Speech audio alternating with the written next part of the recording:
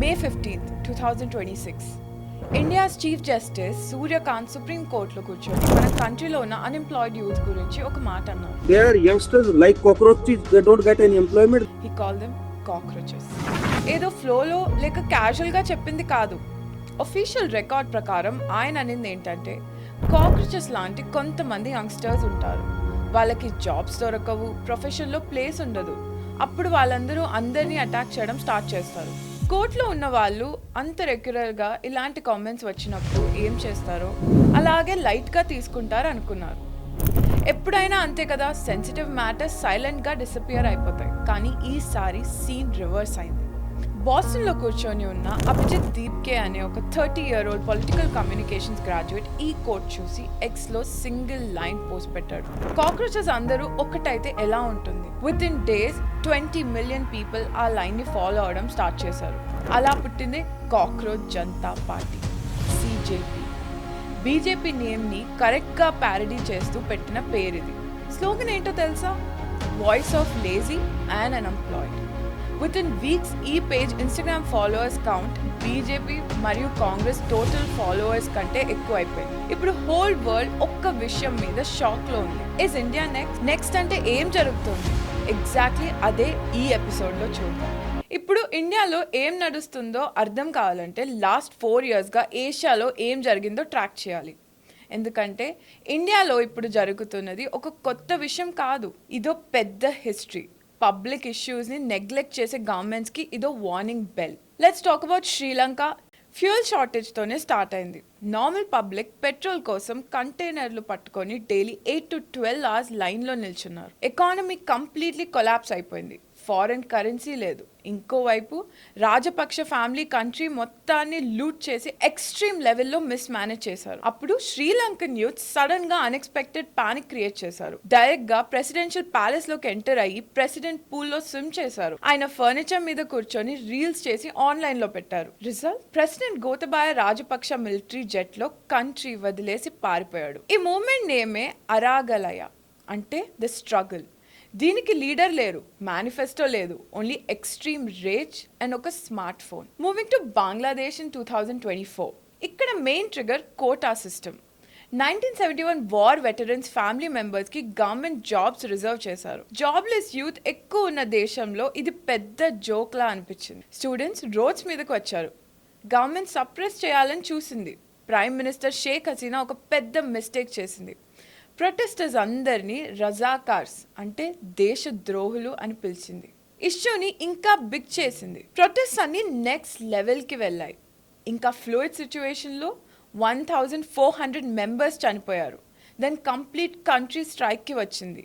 Lawyers, teachers, parents అందరూ digitally connect అయ్యి ఫిజికల్గా వచ్చారు. August 5th, 2024 షేక్ హసీనా హెలికాప్టర్లో బంగ్లాదేశ్ నుండి ఎస్కేప్ అయ్యి ఇండియాకి వచ్చారు. 15 years రూల్ సింగిల్ ఆఫ్టర్నూన్లో ఎండ్ అయిపోయింది. ఇంకా Nepal 2025 same story. Corruption, nepotism and social media ban చేయడం వల్ల యూత్ ఎక్స్ట్రీమ్గా రెచ్చిపోయారు. జస్ట్ 5 days ప్రొటెస్ట్, పార్లమెంట్ తగలబెట్టేశారు. Prime minister KP Sharma Oli resign చేశారు. సిచ్యువేషన్ని కంట్రోల్ చేయడానికి ఫైనలీ ఆర్మీ రంగంలోకి దిగింది. డెకేడ్స్గా ఉన్న పొలిటికల్ సిస్టమ్ 1 weekలో క్రాష్ అయింది. Moving to Indonesia 2024 and 2025 2 separate waves వచ్చాయి. ఫస్ట్ 2024లో పెరింగతన్ దురురాత్ మూవ్మెంట్ స్టార్ట్ అయింది. అంటే emergency warning. Parliament constitutional court రూలింగ్ని పక్కన పెట్టి అవుట్ గోయింగ్ ప్రెసిడెంట్ కొడుకు ఎలక్షన్స్లో ఛాన్స్ వచ్చేలా రూల్స్ మార్చడానికి ట్రై చేసింది. క్రిటిసిజం వచ్చింది. దానికి రెస్పాన్స్గా స్టూడెంట్స్ థౌజండ్స్లో రోడ్స్ మీదకి వచ్చారు. ప్రొటెస్ట్ ప్రెషర్కి పార్లమెంట్ కొన్ని రోజుల్లోనే బ్యాక్ స్టెప్ తీసుకునింది. అది జోకోవికి తన ప్రెసిడెన్సీ మొత్తంలో వచ్చిన ఫస్ట్ మేజర్ పొలిటికల్ డిఫీట్గా మారింది. అండ్ 2025లో మళ్ళీ అదే సీన్ రిపీట్ అయింది. బడ్జెట్ కట్స్, ట్యాక్స్ హైక్స్, పెరుగుతున్న లివింగ్ కాస్ట్ ఇవన్నీ కలిసి మరోసారి ప్రొటెస్ట్కి ఫ్యూల్ అయ్యాయి. ఇప్పుడు ఈ 4 ఎగ్జాంపుల్స్ని కలిపి చూస్తే ఒక క్లియర్ ప్యాటర్న్ కనిపిస్తోంది. గవర్నమెంట్ యూత్ని ఇగ్నోర్ చేయడం కానీ వాళ్ళ కన్సర్న్స్ని డిస్మిస్ చేయడం కానీ చేస్తుంది. ఒక కాంటెంట్ వైరల్ అవుతుంది. ఆ యాంగర్కి ఒక ఫేస్, ఒక స్లోగన్, ఒక ఐడెంటిటీ దొరుకుతోంది. ఆన్లైన్ సపోర్ట్ ఆఫ్లైన్ యాక్షన్గా మారుతుంది. సోషల్ మీడియా నుంచి స్ట్రీట్స్ వరకు మూవ్మెంట్ స్ప్రెడ్ అవుతుంది. అప్పుడు గవర్నమెంట్కి 2 ఆప్షన్స్ ఉంటాయి, రిఫార్మ్స్ తీసుకురావడం లేదంటే రెప్రెషన్ స్టార్ట్ చేయడం.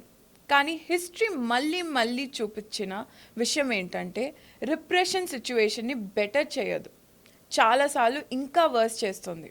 ఇప్పుడు ఇండియాని చూసి చెప్పండి, ఈ ప్యాటర్న్లో మనం ఎప్పుడు ఏ స్టెప్లో ఉన్నాం? ఈ కాక్రోచ్ జనతా పార్టీ ఏదో గాల్లో నుంచి రాలేదు. ఇండియా ప్రతి ఇయర్ 8 మిలియన్ అంటే 80 lakhs గ్రాడ్యుయేట్స్ని ప్రొడ్యూస్ చేస్తుంది. కానీ గ్రాడ్యుయేట్స్లో అన్ఎంప్లాయ్మెంట్ రేట్ ఎలిమెంట్స్ ఎంత అంటే 29%. అంటే క్లియర్గా ప్రతి ముగ్గురులో ఒకరి డిగ్రీ ఉన్న జాబ్స్ లేవు. ఇండియాస్ టోటల్ పాపులేషన్లో డైరెక్ట్గా వర్కింగ్ ఎడ్జ్ ఉన్న జెన్జీ పూల్ చాలా పెద్దది. దీనికి తోడు వాళ్ళ చైల్డ్హుడ్ అంతా ఆన్లైన్లో గడిచింది. ఆన్లైన్ మీమ్ లాంగ్వేజ్ తెలుసు, సెటైర్ ఎలా యూస్ చేయాలో క్లియర్గా ఐడియా ఉంది. చీఫ్ జస్టిస్ కామెంట్ చేయడానికి ముందు యూత్ ఏం చేస్తున్నారు? Exam paper leaks, neat medical entrance paper leak అవ్వడం, ఎగ్జామ్స్ క్యాన్సిల్ అవ్వడం, వాళ్ళ యంగ్ స్టూడెంట్స్ డ్రీమ్స్ మొత్తం డ్రాప్ అయ్యి ప్యూర్ సిస్టమ్ కరప్టెడ్గా అనిపించింది వాళ్ళకి.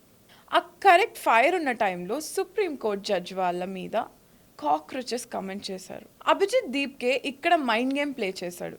He took the insult and flipped it. Fine, మేం కాక్రోచెసే. ఎర్త్ మీద న్యూక్లియర్ అటాక్స్ జరిగినా సర్వైవ్ అయ్యే సింగిల్ క్రియేచర్ కాక్రోచ్ మాత్రమే. మీరు క్రియేట్ చేసిన గవర్నమెంట్స్ కంటే మేం ఎక్కువ కాలం ఉంటాం.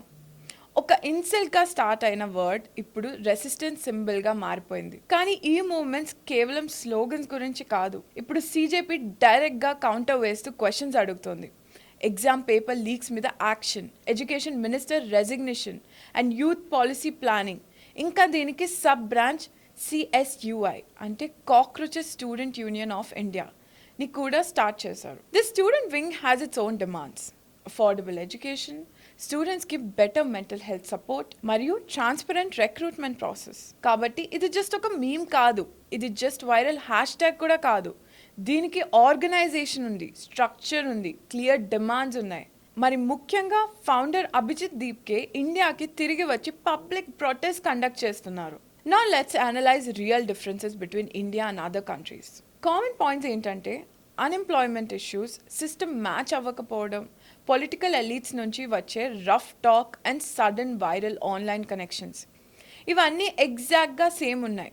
ఇండియాలో కూడా గవర్నమెంట్ ఇప్పుడు దీన్ని వెస్టర్న్ మీడియా ప్రాపగాండా అని లీక్ చేస్తోంది. Like Reuters and French 24 target చేస్తున్నారని. కాంటెంట్ ట్రిగర్ని కరెక్ట్గా టార్గెట్ చేయకుండా బ్యాక్గ్రౌండ్ బ్లేమ్ చేస్తే హసీనాకి జరిగిందే రిపీట్ అవుతుంది. బట్ మేజర్ డిఫరెన్సెస్ ఏంటి? Scale. First factor population. Sri Lanka 22 million, Bangladesh 170 million. Kathmandu or ఢాకాలో ఉన్న స్మాల్ సర్కిల్ జోన్లో డైనమిక్ రెవల్యూషన్ ఈజీ. కానీ ఇండియాలో 1.4 billion population, 29 states, hundreds of languages and complex setups ఉన్నాయి. కంప్లీట్ క్రౌడ్ని ట్రిగర్ చేయడం కామన్ మ్యాటర్ కాదు. ఇంకా నెక్స్ట్, ఇన్స్టిట్యూషనల్ రెసిలియన్స్. ఇండియాలో సిస్టమ్ స్ట్రక్చరల్గా strong. BJP is not a small family dynasty like Rajapaksas or 15 years direct single control like Hasina. ఈ party clear మెజారిటీతోనే పవర్లోకి వచ్చింది. Plus legal opposition, federal setup systems ప్రెషర్ని బ్యాలెన్స్ చేస్తున్నాయి. And the biggest one, BJP political machine. దీన్ని తక్కువ అంచనా వేయలేం. BJP is the biggest political ecosystem on earth. Ground level reach, strong IT cells, media reach full లెవెల్లో ఉన్నాయి. Counter dynamics create చేయడం వాళ్ళకి పర్ఫెక్ట్గా వచ్చు. And the next thing is CJP still online. Biggest point ఏంటంటే సక్సెస్ఫుల్ మూవ్మెంట్స్ అన్నీ online నుంచి ground మీదకి వచ్చినప్పుడు ఇంపాక్ట్ క్రియేట్ చేశాయి.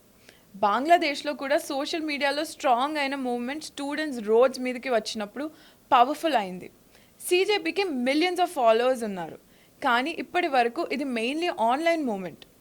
దీప్కే ప్రొటెస్ట్ చేస్తున్నాడు, కానీ ప్రొటెస్ట్ వేరు, రెవల్యూషన్ వేరు. ఆన్లైన్ సపోర్ట్ని రియల్ వరల్డ్ యాక్షన్గా మార్చగలిగితే మాత్రమే మూవ్మెంట్కి నెక్స్ట్ లెవెల్కి వెళ్తుంది. And lastly, satirical design. CJP it self is built as a satirical movement. ఇది రిజిస్టర్డ్ పొలిటికల్ పార్టీ కాదు, ఫార్మల్ పొలిటికల్ స్టేటస్ కూడా లేదు.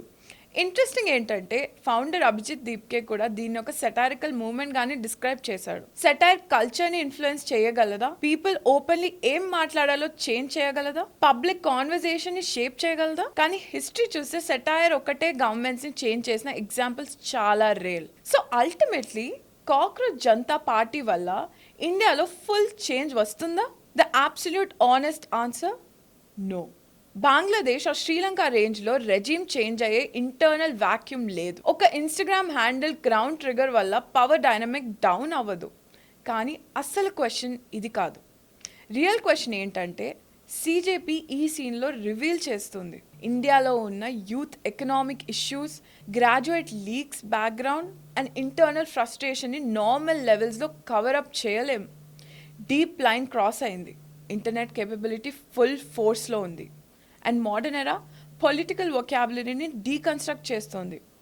కాక్రోచ్ అనేది భయం కాదు, లేఅవుట్ కౌంటర్ సిగ్నేచర్గా చేంజ్ అయింది.